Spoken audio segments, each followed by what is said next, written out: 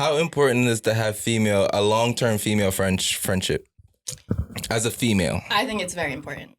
I think so. I actually have kind of come to this recently. I think that I feel my most comfortable and like my most self around a group of all women. Mm-hmm. Like men, and this is no. It's all good. I'm used to it. We're used to it. Very comfortable. We're on social media. To preface this, I am very comfortable right now. Mm-hmm. But men make me very uncomfortable. I get that. Yeah. Men make me uncomfortable too. I was going to say, men make me uncomfortable too. Yeah. That's the thing they do to women sometimes. I'm like, yo, why do you... Why? But like, what makes how do you love think pum pum that much and you violate the pum pum and violate the woman that comes with the pum pum? It makes no sense. It don't make you get no more pum pum. It doesn't get you excess pum pum. No. But that's like incel culture at that point. Like, probably. People like to self-destruct. People self-destruct. Like, they destroy themselves from the inside. Yeah. I feel like that's the type of society. I seen that from Kid Works, from Encore. Like, we're a society like to program ourselves to basically destroy ourselves from the inside. And we don't realize it. Because we always comparing ourselves to the next. We always feel like we should have what the next person have.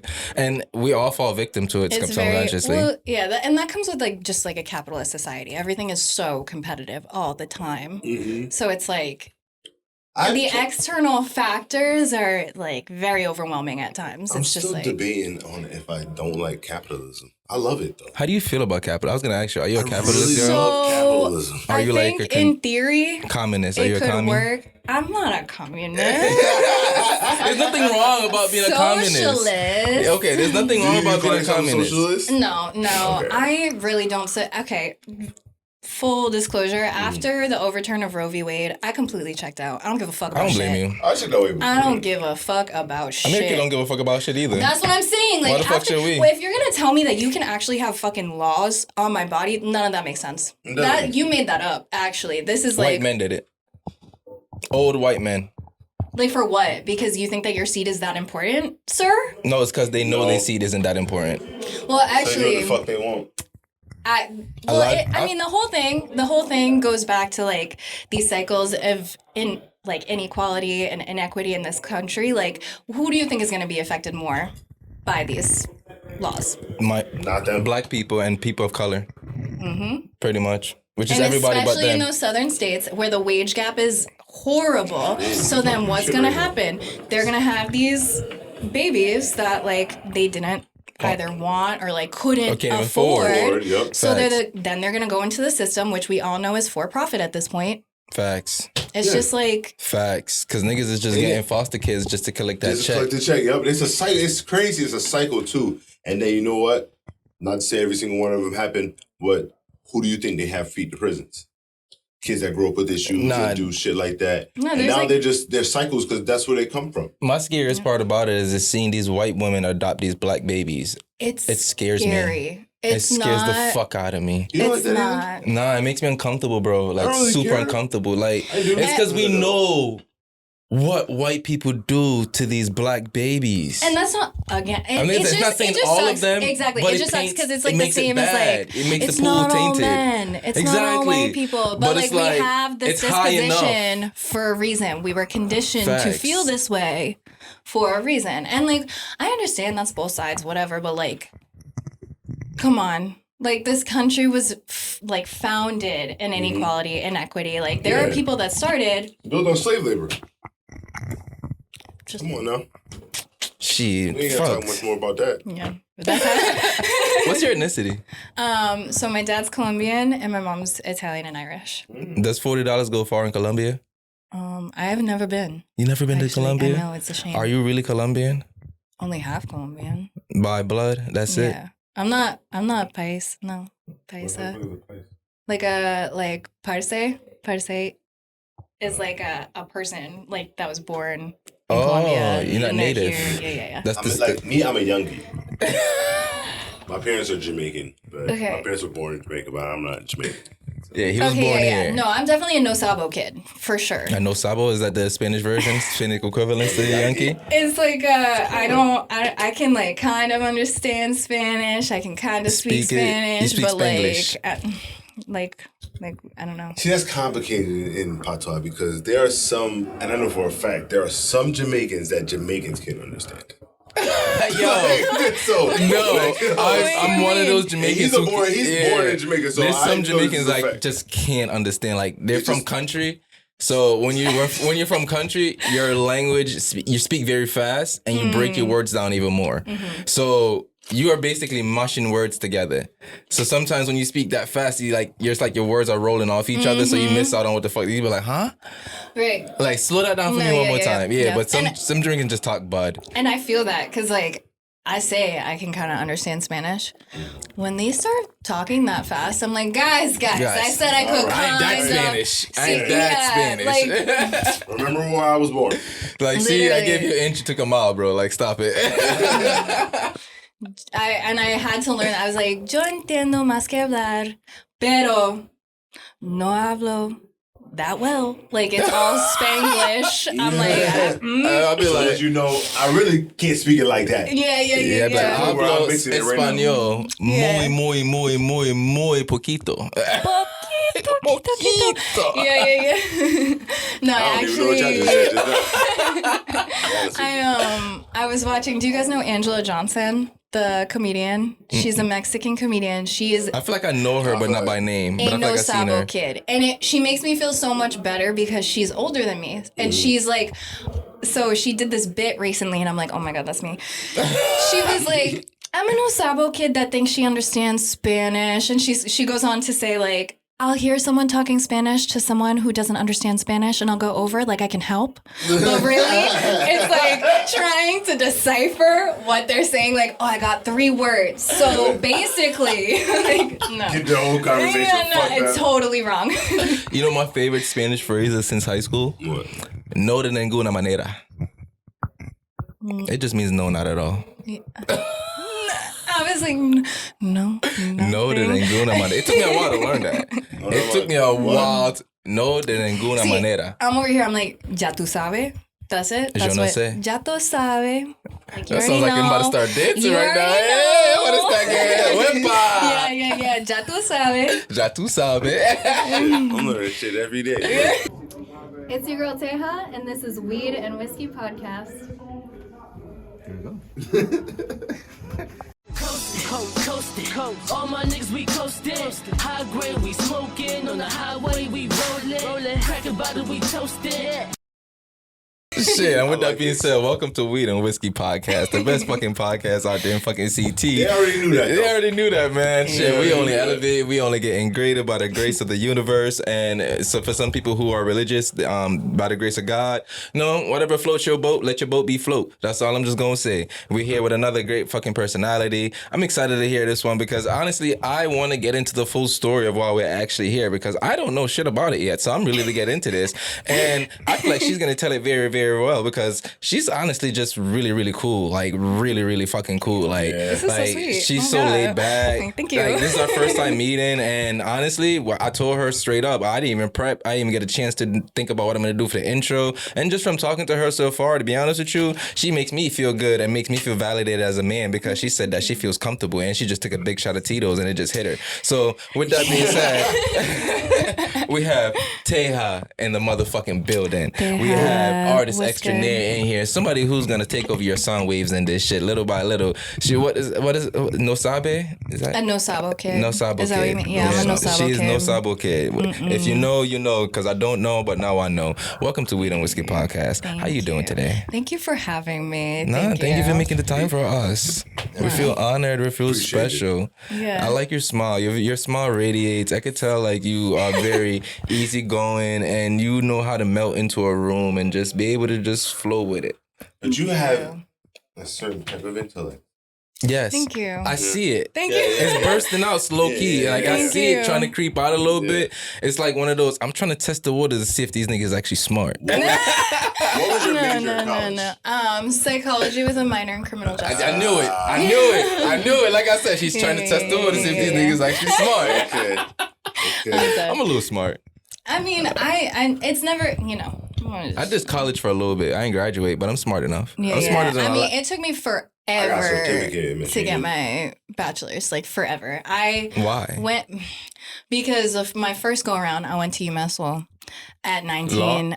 What? You said UMass Law? Lowell. Oh, okay. Lowell. Yeah. Lowell. Okay. All right. Yeah. Boston based. But I went there until I was 19. 19, I kind of became a little You went bit to of an college at alcoholic. 19? Well, 18. Yeah, at 18. And an alcoholic? Yeah.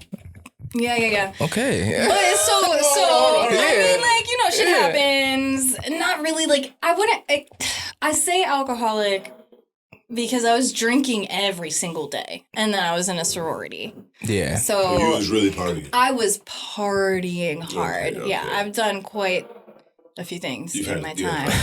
My short time here on this earth. But yeah, so I kind of fucked myself over because I really didn't know like what I wanted to do with my life. I was in the psych program and then I switched over to the music program. And then, like I said, you know, all that shit. So then I had to take a break and work like 3 jobs for 2 years. Then I went back to community college, got my confidence back up, transferred to Salem State, and graduated magna cum laude. Ooh. Talk your shit. Talk your shit. See that was to do? Talk that shit. See how easy it was. Because you know what you did. Yeah, when you accomplish shit, it's not hard to not be humble. Yeah. Like, my academic career, I'm like pretty proud of what I did. As like, you should. It took me a while. And once I finally was in it, like I'm published in a textbook. I was my professor's research assistant. Look at that shit. Talking about I want to. Go ahead, talk your shit. But it's like I don't really talk about that stuff because it's like I want to hear this shit. Talk your shit. I want to know how smart you really are. So that was actually so my professor published my portfolio in her textbook, and her textbook is also all about like social class and like. So for me, I grew up in a predominantly white town, and like I'm half Spanish, half white. I thought I would fit in, but the white people know when you're not white. Oh, they know. Oh, they know. And the Spanish people know when you're not really fully Spanish. And the Spanish. So it was like this crazy. It's in every race and culture. And I appreciate that validation that you already know because that's literally what I wrote a lot about in my portfolio was like the dichotomy of. You know, being half not white enough for the white people, not Spanish enough for the Spanish people. Mm-hmm. So it's like, where do I fit in society? Fucking where, bro? I feel like, not that I'm like, I am kind of a lone wolf, honestly. But like, I have very deep connections with people. Like, I have friendships and like people that I know that I can call on if I like need to. But for the most part, I do like a lot of things very independently. From a psychologist's perspective, is that healthy to be a lone wolf when it comes to human nature and human experience? Yeah, I think it really depends on your personality. Like, I draw a lot of energy from being alone. Because for me, I feel like I feel a lot of people's energy. Yeah. So being around too many people, it's so overwhelming. And then you kind of forget like what your own energy feels like. So sometimes I really need to just be alone, like in nature by myself. Like for the past 2 years, I went on like a solo birthday camping trip. I respect that. Because it's like I feel my most myself in nature by myself. Because it's like the world is so big and not even like the world isn't like the people and like, you know, cities, that kind of thing. Like, Mother Earth itself is so big. And we are just little ants. It's funny because I said I always wanted to go into Grand Canyon just to feel small. Mm-hmm. No, and it does. No, seriously. That's the only reason I want to go. Every time I'm on a plane, yep. I like to look down and look at the little cars. I just go, oh, wow. That's all. Everybody has a journey. Yeah. All these people right now. But then it's all it is, like little tiny little ants moving around in society, just going about their day. Yeah. But you're small. Yeah. No, that's how I feel when I look at the ocean. I grew up in a beach town, so like salt water. I mean, obviously we know it has heat. Really. I'm not doing boats. I'm scared that I'm scared of the ocean. Yeah. The healing properties of salt water are just like... It's really tremendous. Next level. It really is. Ever since I was like very small, I had this... I would say it to people all the time, but like I never really knew what it meant until now. But like every time I would go into the water, if I had any question about anything, or like if I wasn't feeling 1000%, I knew for a fact that going into the water would solve it. And I would gain clarity, which is interesting. Like after learning, like water is kind of like the symbol for clarity, and like it is a healing property. Facts. I didn't know that growing up. I just knew how it made me feel. It's funny. That's what I feel when I hug a tree. I feel that too. I'm being honest. Like people look at me weird when I say like. To be honest, people look at me weird when I say I want to go to different states to hug different trees. I feel that about the redwoods. I'm like I just want to like. I just want to hear your story. That's a big motherfucker too. No, I just want to hear your story because trees literally been around to see everything. Mm-hmm. Think of how many blood shed on the roots that it absorbed and sustained the pain of the people that lived there at one point. What really suck about that?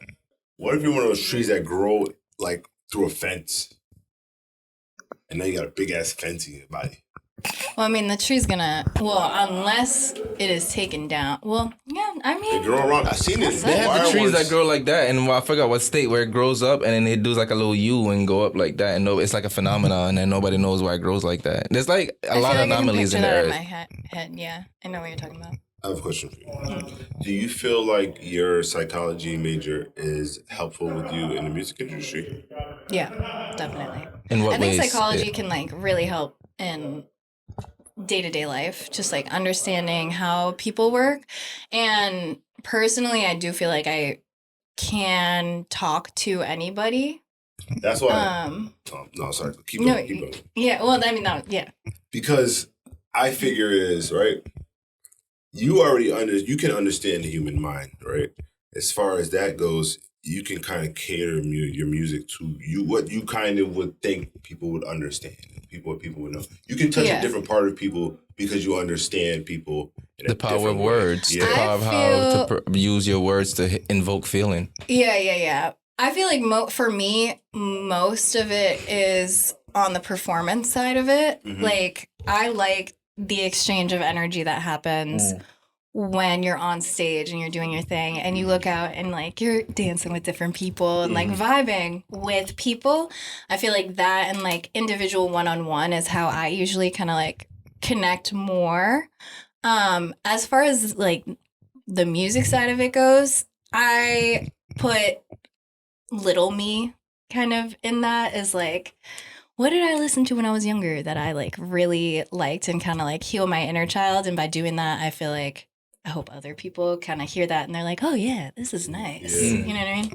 So when we say the word, or when I say the word Monica, what comes to mind? What's the first thing that comes to mind? Like the artist Monica? I just think artist. Yeah. Like I think of like, that boy is mine. What's the first thing that comes to mind? Artist, like I don't know. Have you ever been a fan of her? I feel like Monica, yeah. Where if I'm not, somebody mentioned that you were trying to do something with her sample.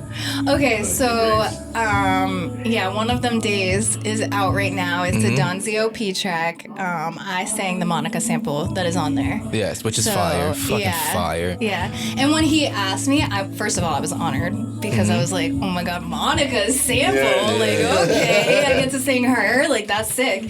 And for me, my aesthetic, what I'm trying to go for as an artist is like late 90s, early 2000s R&B. So it was almost like, I don't know, it was just perfect. Like he said that he tried a couple of different people out and they didn't really match the vibe. And like, I was like, actually, I feel like I could body this. And so, like the confidence? Yeah, well, because I really vibe with that era. Mm-hmm. Like, that's your favorite era of music? Yeah. My friend tells me that he thinks that the peak of society, like American culture, was 1996. And I haven't been able to dispute it. The 90s was fucked up in its own ways. It was, definitely. But like, the freedom of creativity was... It was different. The way that people express their creativity. This is my counter-argument to that. I've been waiting for a counter-argument, to be honest. I feel like we're in a new age of renaissance right now. 1000%. Actually, Astrologically speaking. Yes, like this is a new age of creativity. Mm-hmm. It's a new form of art that's taking place that a lot of people haven't seen. Mm-hmm. And innovation has been at an all-time high. Yeah. Like we're making new out of what was already there and really making it in our own, especially black people. Yeah. Like especially when it comes to like our dances, when it comes to the way we do our music, it's very different, nigga. Like we're literally taking classic music and turning it into trap fucking beats, man, and trap music, dog. Like that is showing that it's showing the resilience of us. Yeah. That's, to me, that's what it shows. It shows that we're never gonna peak. Well, I mean, I feel like that's like it's very obvious now, and if you try to dispute it, it's just like, where the fuck are you? Like black people have very much carried the culture. Facts. A lot. Melanated people, for the people who get it confused, because when I say black, I mean everybody who isn't white. You know what gives a great point that you bring up, right?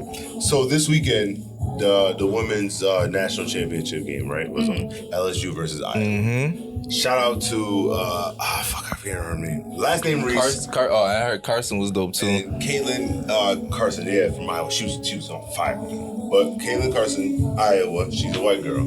She talks shit when she puts her shit down. The double standards and shit. Go ahead. Right? Nobody says nothing about it. But the black girl that plays for LSU, she talks her shit. They call her a thug. They say she's unprofessional. No class.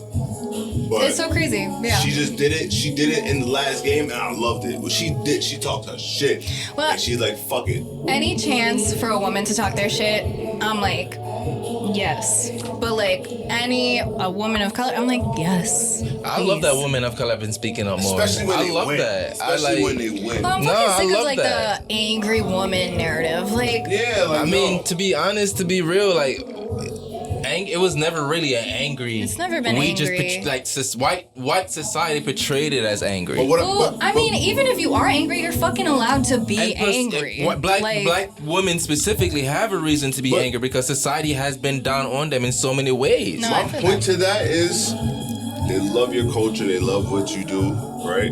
They'll copy it all day until it's at them. And now it's a problem. Well, wait, I'm sorry, what? Wait, Wallace said they love you when they're selling out the stadiums. Yeah. When you're selling out the stadiums, you're a superhero. But the minute you do something they don't like, oh my God, you're the worst person in the fucking world, and we're gonna forget everything good that you ever did, and we're just gonna move on. Mm-hmm. But a lot of the people who still celebrating history has done some of the most atrocious shit in fucking history. Like when it comes to crimes against humanity, but we have statues of them up. We celebrate them in our history books, and worst of it all, we write their sins out of history. Yeah.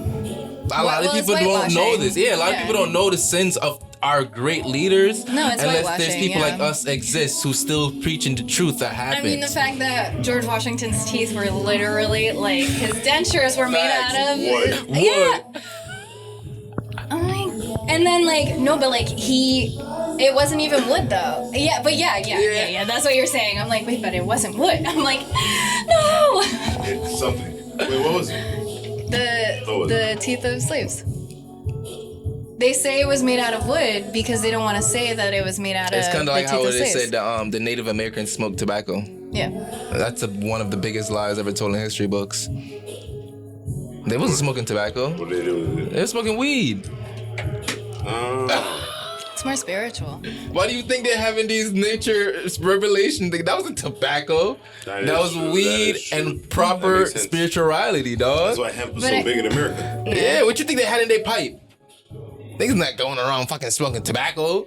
You think they're smoking weed. If you go to the reservations today, you can get weed that you can never get on the streets. Because they growing their own shit. That's pretty cool. And they're very big on it as well, too. Shout out to everybody who's pro-weed, man. Literally. Cannabis is healthcare.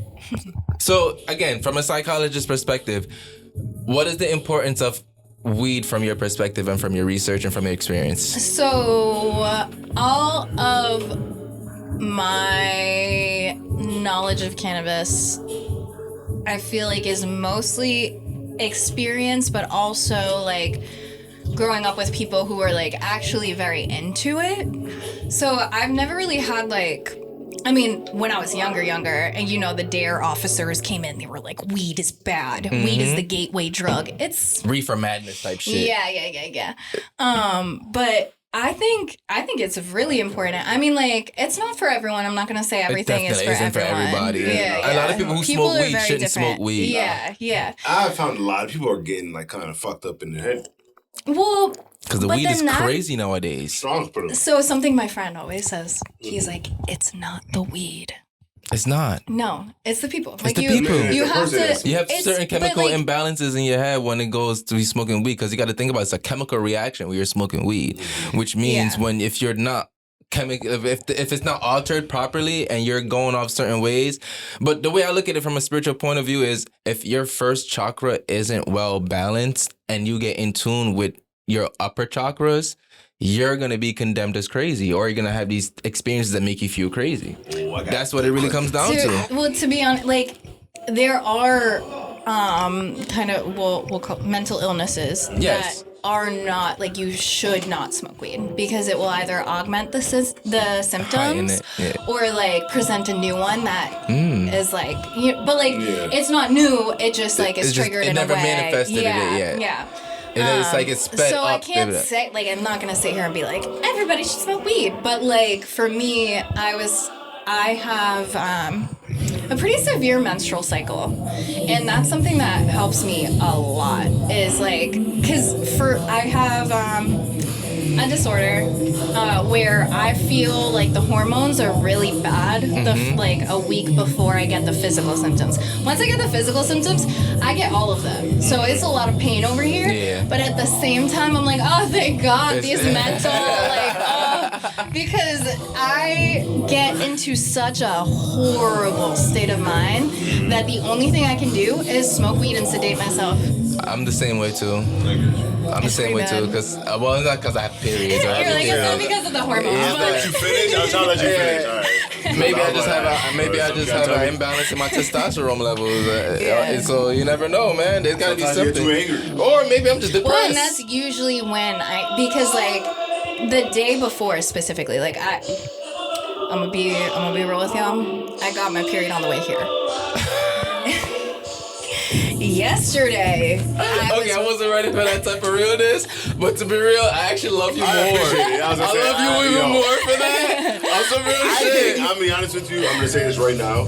We're gonna have to have an episode where we're smoking weed. I'm down. Yeah, but in our own nature, because the fact that we can't smoke right now is different. But we make special accommodations for Don ZOP, honestly, because that's my brother right there. He's always been a supporter, so I support everything he do. Yeah, no, I appreciate that, man. For real. No, for real. He put a lot of people on. He really, and like he does it in such a way that's so like real. Yeah. I feel like such big brother vibes from him, and like a low key, like he doesn't do it like abrasively or like, it's very subtle. He's just doing it because he can. Yeah. Facts. Like he really can. He's just like, all right, well, I can help people out, so I'm gonna do it. He had an opportunity, so now I have the opportunity to put other people on too. Yeah. Facts. It's dope as fuck. It's kind of like, I feel like it's gonna be kind of like the resemblance of that J. Cole line. It was like, before I had a deal, I was giving niggas hell. Now I'm giving niggas deals, and they giving niggas hell.